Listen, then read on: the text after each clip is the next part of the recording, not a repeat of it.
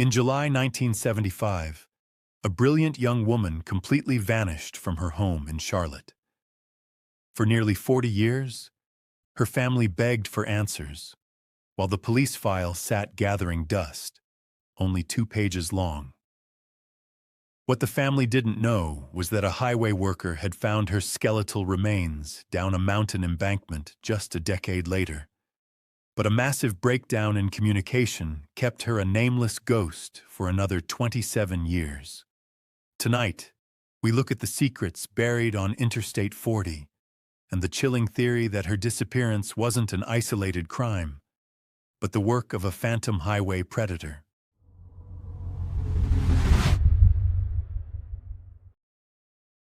Good evening.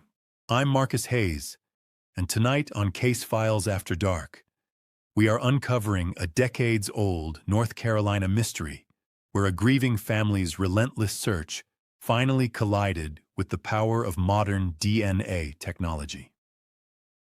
To truly understand the tragedy of this case, we have to look at who Priscilla Ann Blevins was. Born right here in Charlotte, she spent much of her youth in Winston-Salem and graduated from Reynolds High School in 1966. Priscilla was a force of nature. She was a talented artist who loved drawing and painting, but her true gift was for languages. She went on to attend Wake Forest University, where she mastered French, Spanish, German, Greek, and Latin. After graduating from Wake Forest in 1971, Priscilla did something incredibly brave for a young woman in the early 1970s.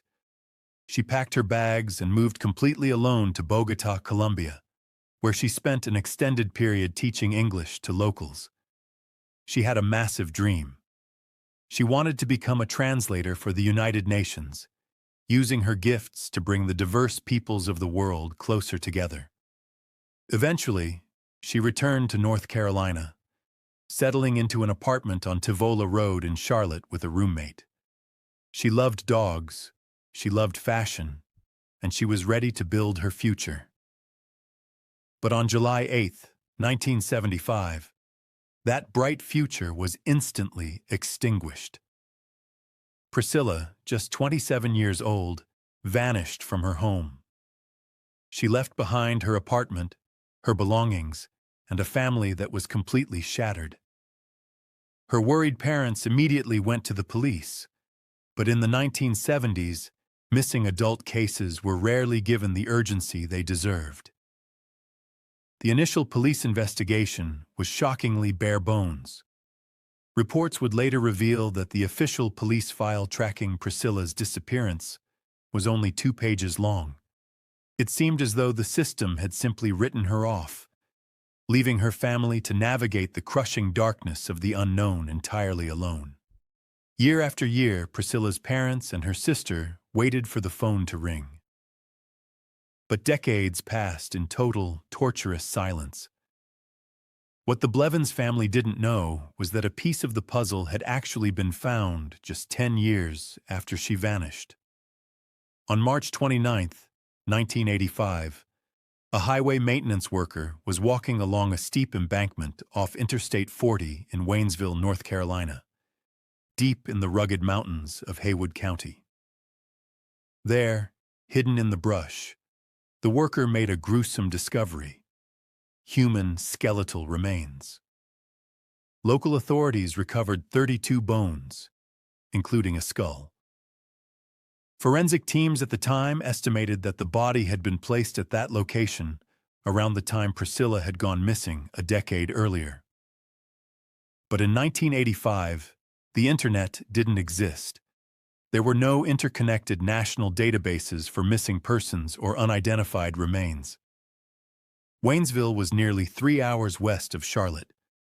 Because the two jurisdictions never communicated, no one ever thought to connect the skeleton found in the mountains to the young woman who vanished from the Queen City a decade prior. Priscilla's remains were packed into a box, labeled as Jane Doe, and sent to the chief medical examiner's office. And there she sat on a shelf, a nameless ghost, gathering dust for an unbelievable 27 additional years. Tragically, during that long silence, both of Priscilla's parents passed away, never knowing what happened to their eldest daughter. Because of the complete lack of information in the original two-page file, independent investigators and true crime researchers have had to look at the bigger picture. And when you step back, a terrifying pattern begins to emerge.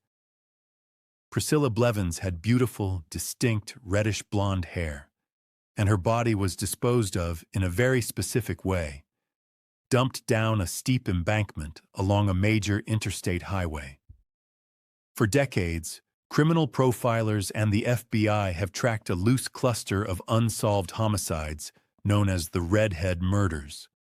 Between the 1970s and the late 1980s, the bodies of multiple young women, all featuring red or reddish hair, were found discarded along major highways across the American South and Midwest, including Tennessee, Kentucky, Arkansas, and right here in North Carolina. Many of these victims were hitchhikers or truck stop workers, but others were simply young women taken from their everyday lives. Because so many of these bodies were found near interstates like I-40, profilers heavily suspect that a single unidentified serial killer, likely a long-haul truck driver or a frequent highway traveler, was operating in the shadows of our transit systems for years. Did Priscilla cross paths with an opportunistic monster on Tyvala Road? Did someone grab her from Charlotte and take her on a dark, 3-hour drive into the mountains, using the cover of a desolate interstate exit to hide their crime? While state authorities have never officially confirmed a connection to the highway serial killer theory, the striking similarities keep this case circulating in the darkest corners of true crime lore. The trail was frozen solid until 2012, when modern science finally stepped into the dark. Forensic teams began using advanced DNA profiling to tackle the massive backlog of unidentified remains sitting in state storage. At the same time, Priscilla's surviving sister had never stopped fighting. She provided a family DNA sample to a national database, hoping against hope for a match. In October 2012, 37 years after Priscilla walked out of her Charlotte home, the system finally clicked. The DNA from the mountain highway skeleton matched the Blevins family. Jane Doe finally had her name back. While the discovery brought a tragic form of closure, it opened up a chilling array of new questions. To this day, no official cause or manner of death has ever been determined, and authorities have never publicly named a suspect. But her sister has openly stated that the circumstances of how Priscilla was found make it completely clear her death was entirely involuntary. Someone took a brilliant, UN-aspiring young woman from her life in Charlotte, drove her into the North Carolina mountains, and threw her down an interstate embankment. And for over 50 years, that killer has gotten away with it. In November 2012, Priscilla Blevins was finally brought home to her family and laid to rest at a memorial service on the campus of Wake Forest University. But her killer's identity remains a secret, buried deep in the history of North Carolina. What do you think happened on Tyvala Road in the summer of 1975? Do you think she was the victim of someone she knew, or did she cross paths with a phantom of the interstate? Let me know your theories in the comments below. I'm Marcus Hayes, and this is Case Files After Dark. Stay safe out there, North Carolina.